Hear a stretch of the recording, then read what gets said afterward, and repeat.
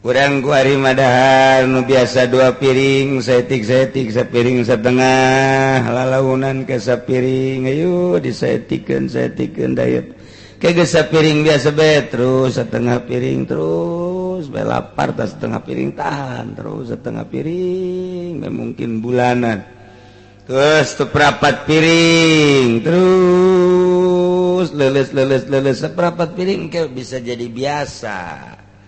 Terus sabarabat piring make 7 comot. Comot Indonesia ulah comot Arab. Tuh comot Arab mah sarua jeung sapiring mentrung. Comot Indonesia 7. Ayo lapar biasa terus dididik biasa engke ku 7 comot biasa.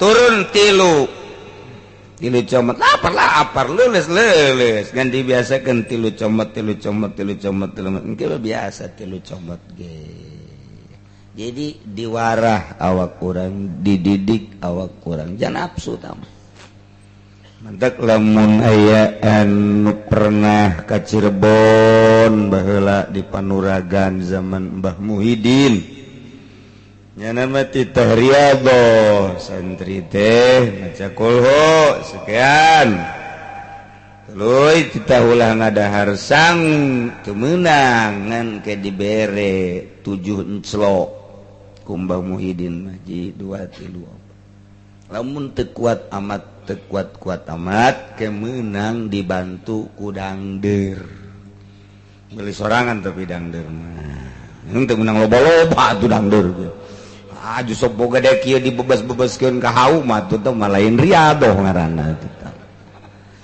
Eta Mbah Muhyiddin tapi geus 40 poe terbiasa ngeunah.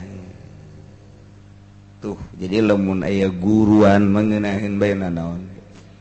Mantak urang deuk uzlah kudu aya guru dari Riyadhah, kudu aya guru da tetep masih keneh nyaritakeun tentang kisos panjang cerita anak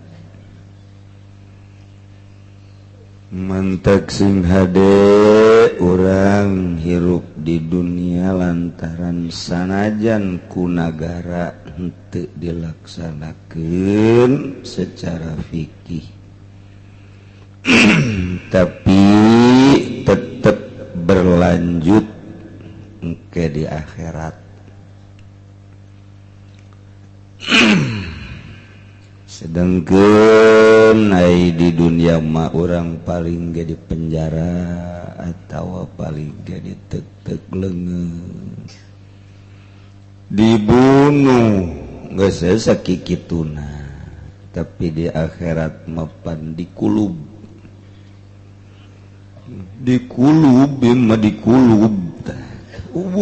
geus bahasa dikulub dah teu pada tanggeus anggeus eleh dangdeur mah tuh dikulub ngagolotro Masya Allah di sate urang duit mending ngerecek tah eta urang kudu ngabayang-bayang kadinya supaya urang ulah terlalu berani ngaraksanakeun larangan Allah Subhanahu wa ta'ala. Eueuh tempat anu tempat anu sejuk di mana bae kuari mah eueuh anu sejuk. Urang ka dieu deuk ngaji ditutur-tutur ku tukang dagang. Ditutur-tutur jadi geus eueuh nu sejuk deuk ngaji ge di sisi digigir tukang dagang. Geus puguh pasar mah parantina deuk ngaji ge masih keneh dititah balanja. Engke mah bakalna es bonbon ge ngeridit di pengajian. Teh mana tuh tempat nu sejukna eueuh. di Baitullah tempat nu paling sejuk sadunya geus teu aneh deui geus teu asing deui dijelaskeun dina Al-Qur'anul Karim tapi kuari madongengna loba nu keur tawaf dicopet tasna disoekeun dicokot duitna amben aki-aki nu eusina aya duit rupiahan bawa ti Indonesia campur jeung real bari teu nyahoon si aki-aki mah sabaraha duit eta realna dipaling bae di Baitullah ge geus teu sejuk urang haul kamari tentrem tenang seakan urang dibawa ka alam nu mana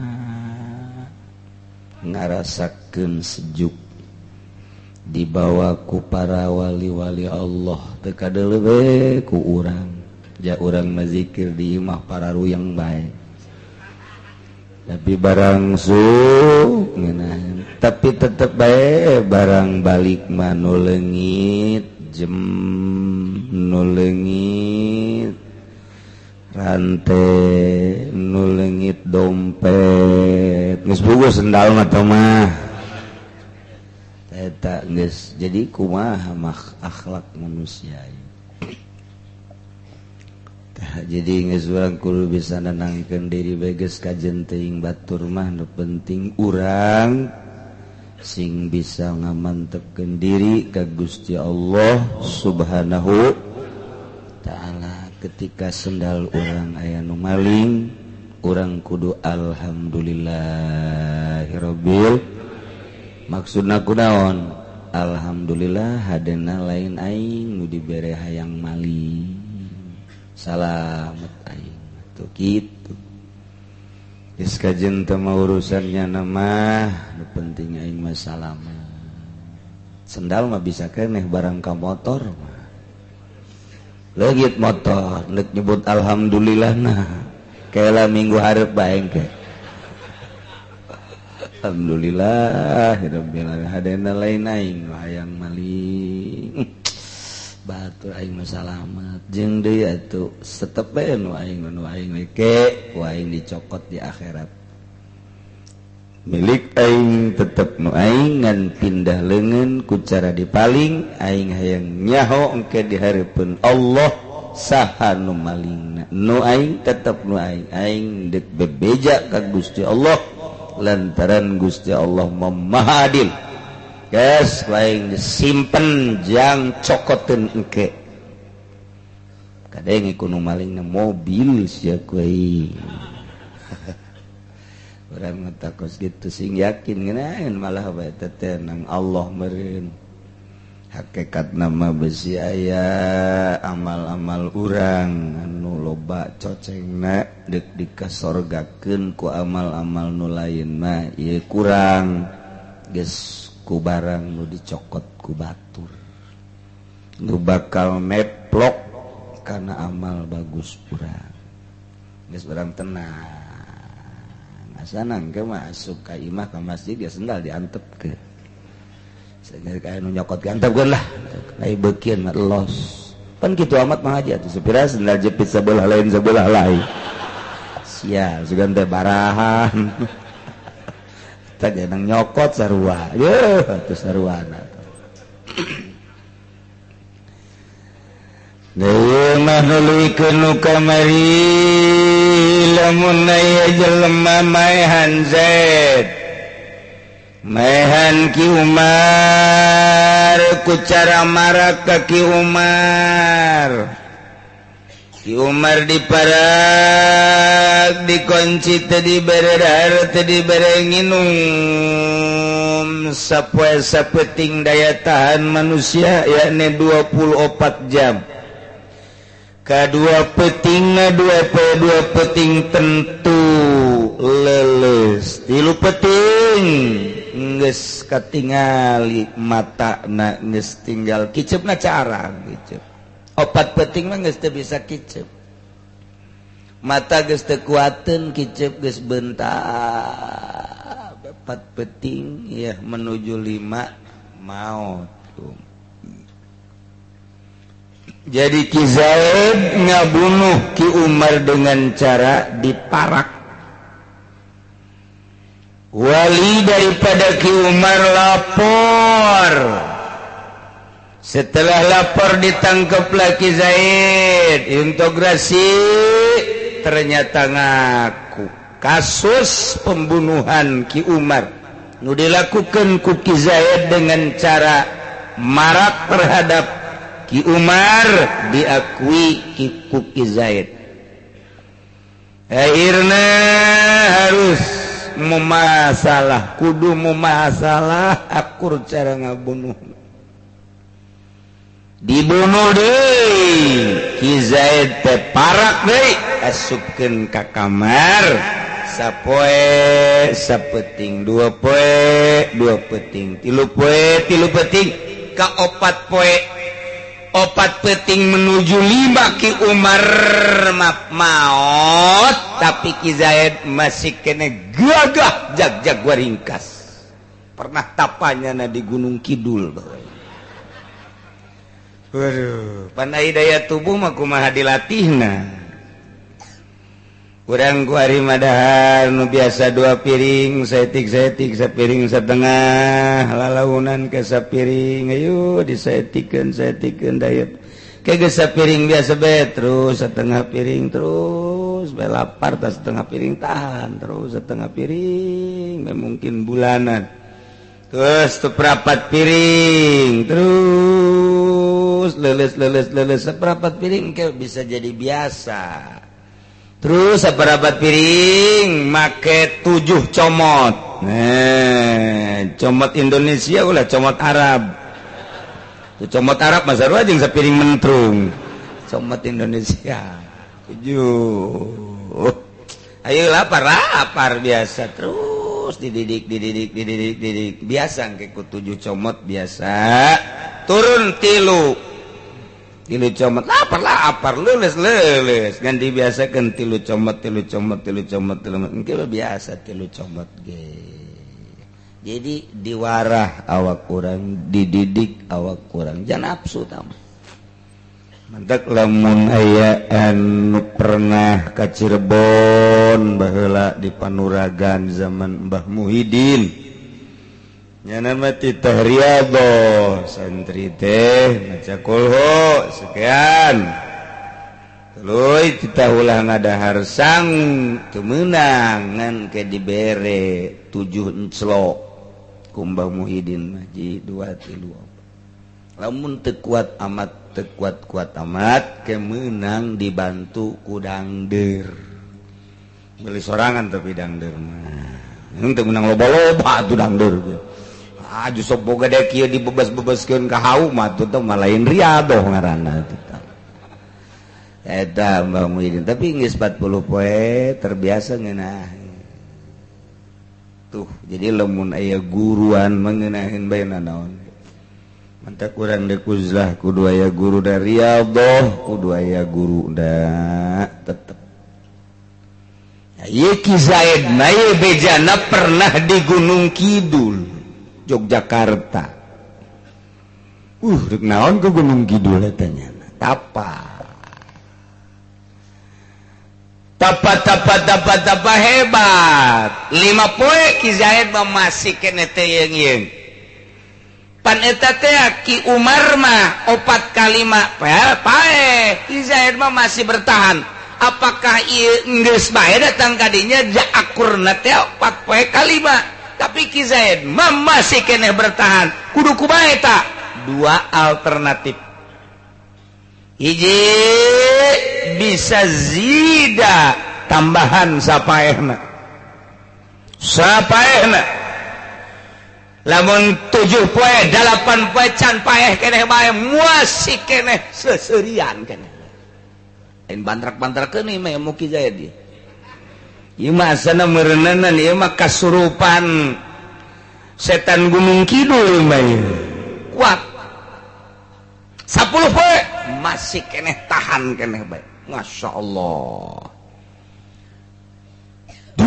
bae masih tahan keneh bae kumaha kudu dikumahakeun ieu masih kena bertahan keneh bae tahan tambahan deui datang ka pae coba cana sabaraha poe coba ujung-ujungna tetep modar kajen kumaha kekuatan fisik mah kitu bae dilatih ku kumaha sebab ngabutuhkeun makanan jeung cairan ayana tanaga teh entak Imam Ghazali mah babari jal urang mun macaan kitab Imam Ghazali urang dititah ibadah ku Gusti Allah titik cek Imam Ghazali adapun fisik dibereheula ku Gusti Allah beda-beda aya anu kuat ibadah ka Gusti Allah tedahar palingnya sacomot lakukeun aya nu kuat ka sapiring lakukeun nu penting ibadah aya nu teu kuatnya nama kuduna ge 5 piring sapoe kongkorongkeun ka dieu sangu kongkorongkeun geus diceuli diirung sangu kabeh nu penting ibadah babari jeung Imam Ghazali moal sok haju marak-marak awak bari teu ibadah kamari mah keur seubeuh beuteung kuateun salat duha kuateun maca Quran kuateun pake ngaji barang kuari di riyadhohan teu kuat salat duha teu kuat maca Quran naon hartina naon arti atuh maning sabeuh beuteung emang kahayang siapan gitu babari jeung Imam Ghazali nu penting ibadah wa ma khalaqtul jinna wal insa illa kudu nu mandak almarhum abah mah baheula di dieu lamun aya santri puasa banyak lantas beh didelekeunana ngan sakadar ka masjid doang tapi ngaji carang dipanggil muasa naon sia pelet teu kudu dipelet awewe mah geus teu kudu ukur jeung beungeut sia bae pelet eta hayang kanu leuwih tibatan ukurannya na ya kudu dipelet ai jeung ukurannya na mah tuh menyon dia teu kudu dipelet nan abah mah tersepen santri puasa bae teu ngaji tersepen naon udah duit di ngaji usim ngaji cenah leuleus buka tuh sia buka cenah kudu bari puasa mun kuat ngaji bari puasa los mun puasa haju teu ngaji mah atuh maning ulah puasa mantak nu ngaraji ka dieu tilu puasa tandana tilu puasa tukang uduk jam 8 geus gulung tiker baliknya nama geus beres. Masya Allah tak eta babari jeung Imam Ghazali mah awal omongan Imam Ghazali mah lamun can anggeus ulah waka eureun ngan kadituna ja eueuh dongengna jelema nu seubeuh beuteung bisa ibadah tuh ngamulaian tuh sok aju kitu ah Imam Ghazali mah sok kitu mimitina ngeunaheun geus kadituna eueuh dongengna jelema bisa ibadah ku seubeuh beuteung cek Imam Ghazali tama lalagaan ibadah nu kos kitu mah ibadah nu bebeneran mah dicontohan Kangjeng Nabi dicontohan para sahabat dicontohan para tabiin para wali-wali Allah ala kadar doang malah aya nu geus ngadaharna ge pupucukan bae di leuweung hingga berubah kulitna ge jadi hejo kitu eta mah teu jadi bunglon wae eta mah ulah waka eureun maca kitab Imam Ghazali wakos kitu. Nah ieu geus aya 12 poe. Dalekeun coba tambahan deui. Karak geus 12 poe mah nyana geus teu bisa kicep geus caran molotot. Hai. Jadi eueuh masalah. Ki Zaid ngabunuh Ki Umar diparak Ki Umar ku Ki Zaid 4 kali bae dibales ku ari keputusan hakim di negara Indonesia andai kata diputus supaya mu masalah parak deui ternyata melebihi waktu pakai marak Ki Umar nyana mah 7, 8, 9, 10, 11, 12, 13 karak bae geus eta lakukeun. Wa fi qaulin cek dina hiji kaul malah ulah kudu diengkekeun paeh maning disegerakeun bertindak saeb bae.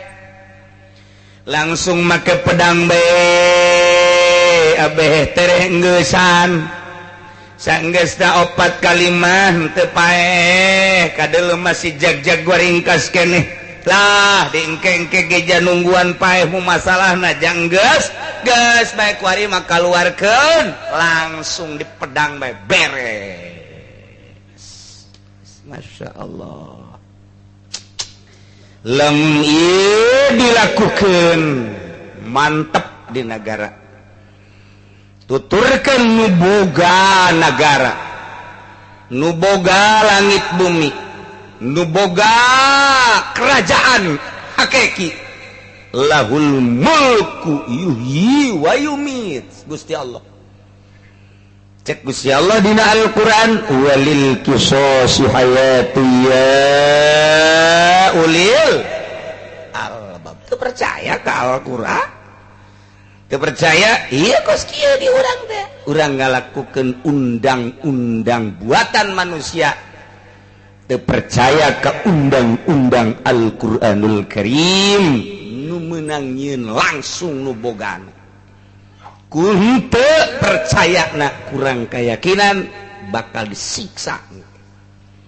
Kunaon tadi negara itu dilakukan undang-undang Al-Quranul Karim. Pertama presiden ditanya, oh cek presiden saya kan melakukan hasil daripada itu pembahasan DPR dan MPR. Saya cuma melaksanakan. Yang harus ditanya penuh adalah DPR dan MPR.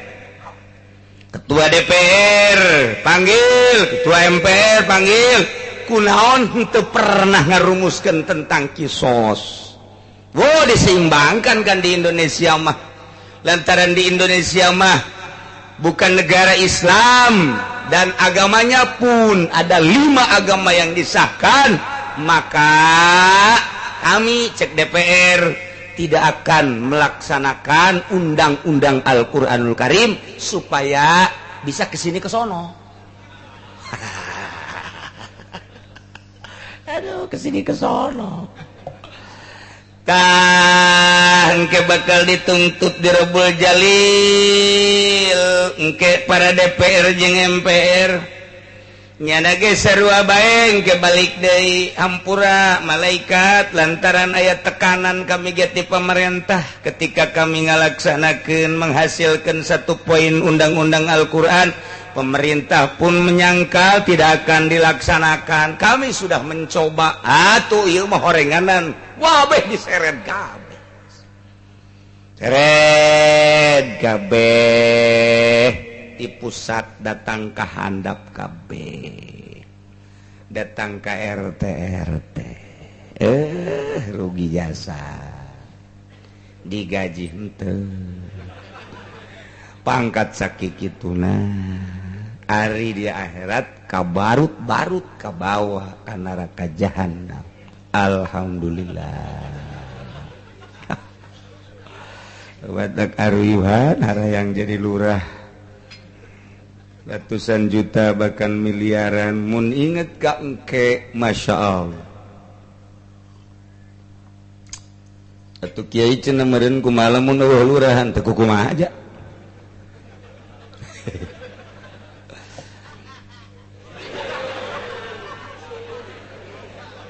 Tapi tetep bae lamun eueuh nu ngurusan negara bakal acak-acakan tentang statistik, acak-acakan tentang birokrasi, acak-acakan tentang kitu penduduk manusia, surat menyurat, pertanahan dan lain sebagainya. Nah, ye lamun urang leuleuh ka dinya aya ganjaran desa. Asal bener ngalaksanakeunana. Ujung-ujungna mangke ditimbang wa nada'ul mawazinal qist. Timbang ke RT RW lurah. Saurang sararieun urang inget kadinya tah. Masyaallah. sakedeng deui tinggal salengkah deui teu nyaho umur isuk bapak geto urang bakal menghadapi geus maot mulai dinaku di kuburan urang geus mulai menghadapi pertanyaan-pertanyaanku wa man adalah ila saifin falau jelema nu pindah kana pedang tina diparak lantaran teu bae-bae lah urang pindah bae ku ari mah kana pendang anu dimenangkeun ieu menurut aturan fikih na ieu menang apakah ridho atau henteu sebagai janikna tetep menang bae andai kata Jaki Zaid kulamari dioper ka pedang mambung geus bae sapae-paena diparak tetep teu bisa kumaha keputusan di negara bae ridho teu ridho Ki Zaid sebagai pelaku penganiayaan terhadap Ki Umar hendak dipindahkeun tina diparak kana pedang ridhoeun paehan bae teu ridhoeun paehan bae keputusan negara tamokos kitu Masya Allah parah walau qata'a pasaro Ki Zaid kuari ribut jeung Ki Umar barang ribut-ribut jeung Ki Umar teh ku Ki Zaid dibacok Ki Umar teh Ki Zaid dibacok leungeunna di dieu ngan nyempog ka jero saeutik nyempog naon Melayu nyempog Sunda ngeunaheun jasa nyempog segala nah ieu disempog ka dieu cet kepleng potong leungeunna geus ka dieu misah tayeu urut sesempogan Ki Zaid terhadap Ki Umar urut golok teh mangkani golokna menang di Ciomas pan golok Ciomas mah lain sambarangan mimiti nyeun golok Ciomas mah eta teh dibeuleum si besina geus dibeuleum ge nya nama lain dipantekan cara urang pangodokan trang treng trong trang treng trong trang treng trong tama paranti bawang nu kos kitu di Ciomas mah baheula aya ngaranna Ki Saikin ngaranna dicekel eta beusi nu hurung teh dipaut make leungeun teh nyieun golok Ciomas nu mantak terkenal teh lain sa Ciomas-Ciomasna dibacakeun babacaana bismillahirrahmanirrahim ya Allah ya Jabbar ya Bak mau diteruskeun ku aing jakus ya direkam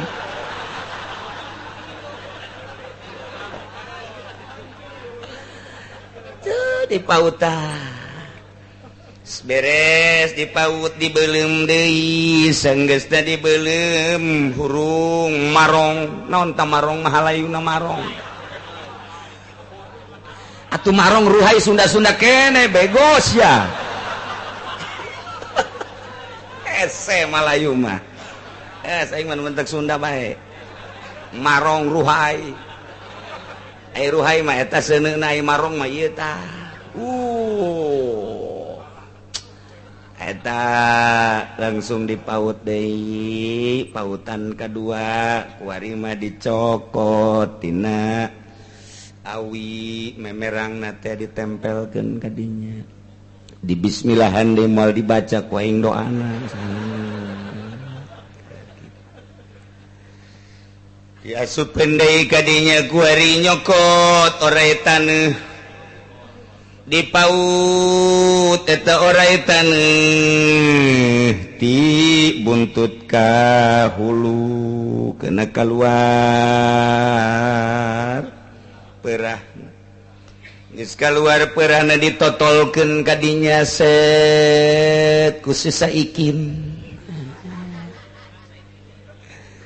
dibeuleum deui ka dinya bari potonganana dipencoskeun tungtungna ditungkulkeun teh golok Ciomas ukuranana moal aya nu leuwih ti sajengkal lantaran eta mah lain sambarangan golok leuwih bae ti sajengkal ukuranana moal manjur urus sajengkal bae nya mah mantak aya nu sajengkal golok aya nu sajengkal ti bujal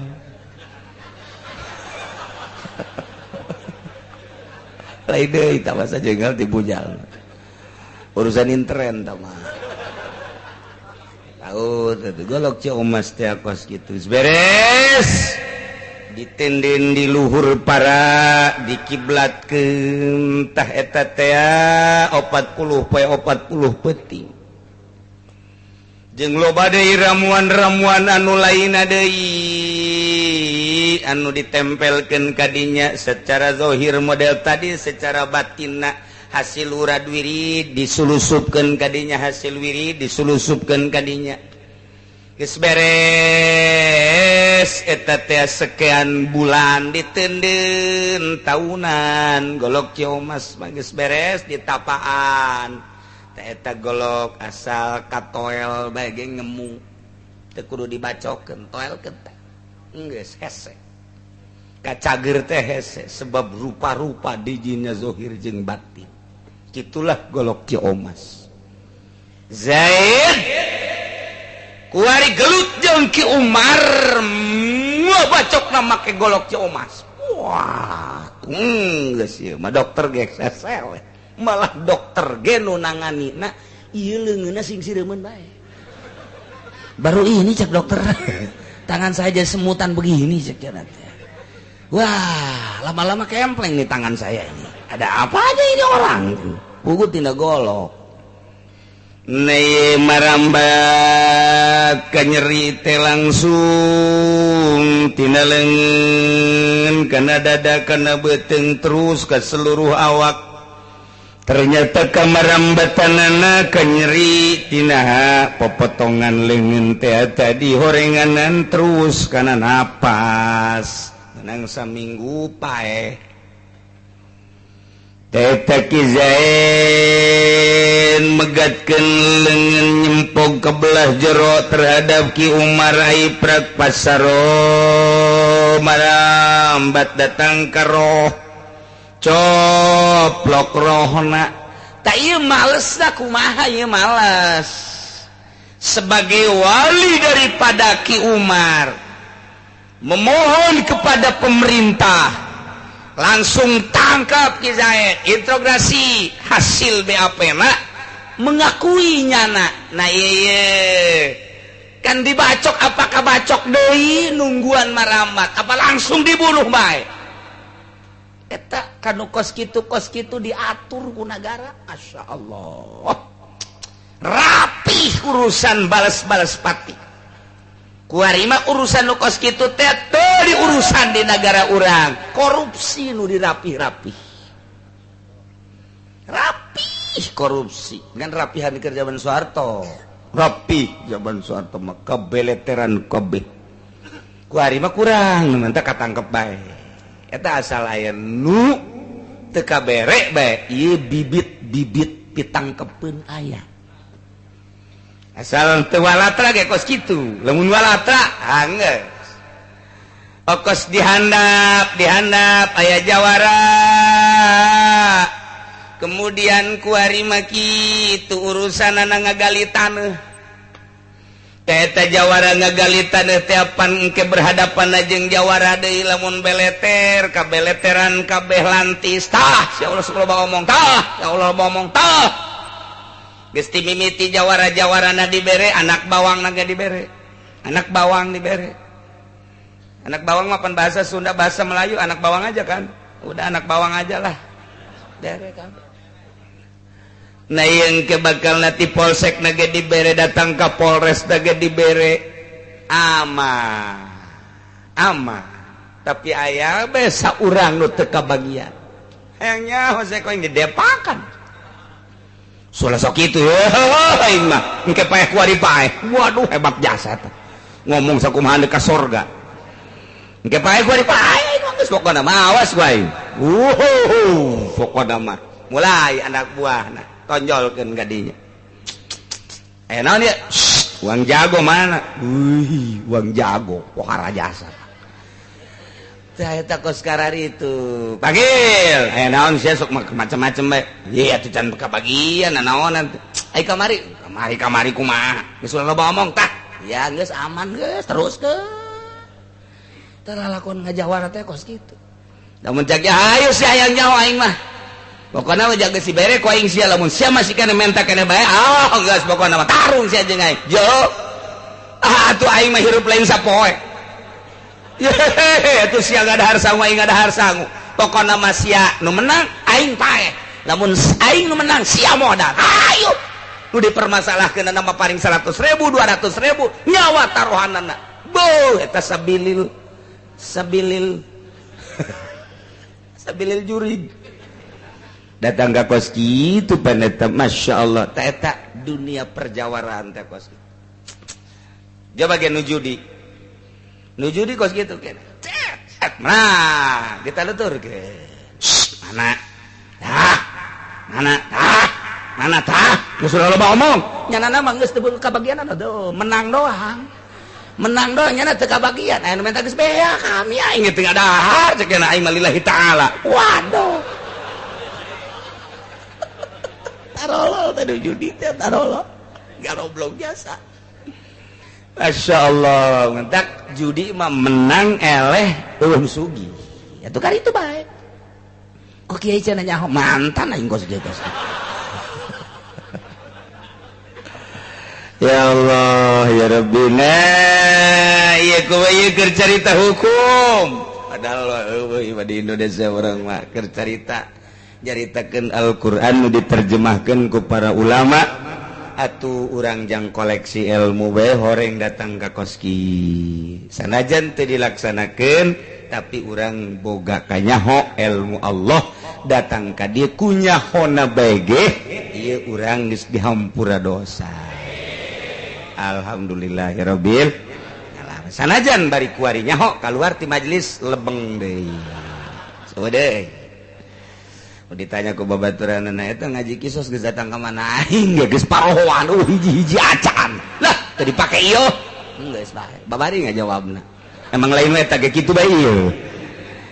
Da ieu masyaallah karim.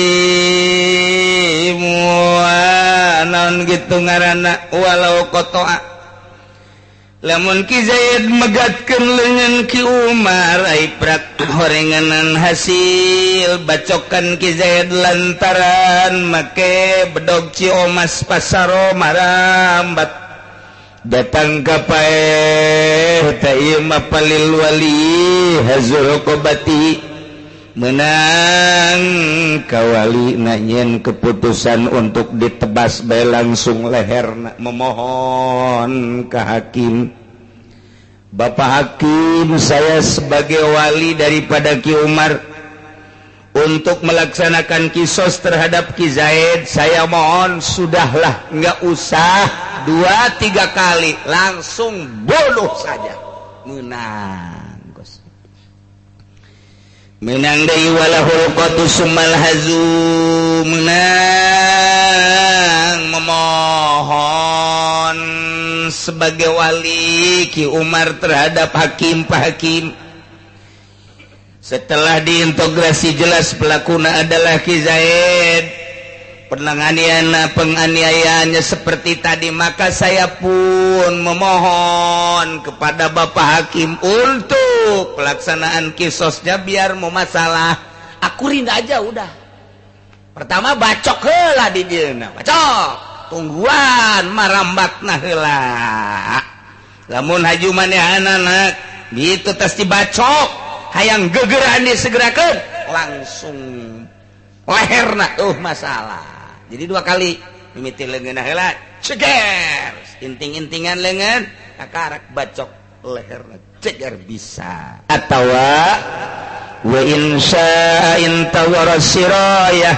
lamun memang daek walina tungguan bae marambat nasa kumaha marambat tu terjadi di ku Umar kuari mah potong bae leungeunna ku hakim ku algojo ceger tungguan sapaehna engke ge pasti kana paeh ieu lantaran kena ieu mah di jerona aya nu kena ieu teh tah terus sapoe 2 poe 3 poe 4 poe engke ge pae tungguan gitu jadi bisa sekaligus paehan bae leherna bisa atawa 2 kali wari leungeunna heula kakarak leher atawa langsung tebas leungeun nyempog ke jero tungguan sapaehna. Masya Allah ieu cara pelaksanaan anak geus diatur ku agama melalui Al-Qur'anul Karim dijelaskan ku ucapan Kangjeng Nabi hadis ngaranna diuraikan ku para mujtahid urang kuari hasil ijma' urang bisa nyaho karena aturan-aturan kisos menang langsung tinu nyiptakeun langit bumi hayang aman laksanakeun embung aman cara di negara urang kuari diserahkeun ka urang sebagai rakyat anu menghuni di sebuah negara terserah urang mantak amun endek urang pilih kuari dewana ti daerah keneh anu siap bakal ngalaksanakeun undang-undang Al-Qur'anul Karim bentuk negarana masalah negara demokrasi ge menurut Imam Ghazali nu penting undang-undang nah pakailah undang-undang Al-Qur'anul Karim bentukna demokrasi mah enggak mentak pemilihan demokrasi mah pilih kurang dewan ayo urang ngobrol heula jeung calon dewan urang sia ku aing bakal dipilih sia partai naon aing Golkar oh potongan asana Golkar eueuh sia naon P3 ya ayalah 10% malah sia naon PDI asana potongan PDI mah deui sarua bae sia naon dieu ya aing mah ieu PKB ge geus mungkrus ku mungsut ku ari mah geus sayana bae geus nu Golkar nu naon sia lamun diangkat jadi dewan ndek tamual memperjuangkan poin-poin Al-Qur'anul Karim siap caknya namun sia henteu ngalaksanakeun eta da kumaha aing daek ku karera naon eta ku karera bade bagus kitu daek ku karera cenah aing Oscar itu baheula mah sumpah teh daek ku galedeg aing caknya teu panas meureun galedeg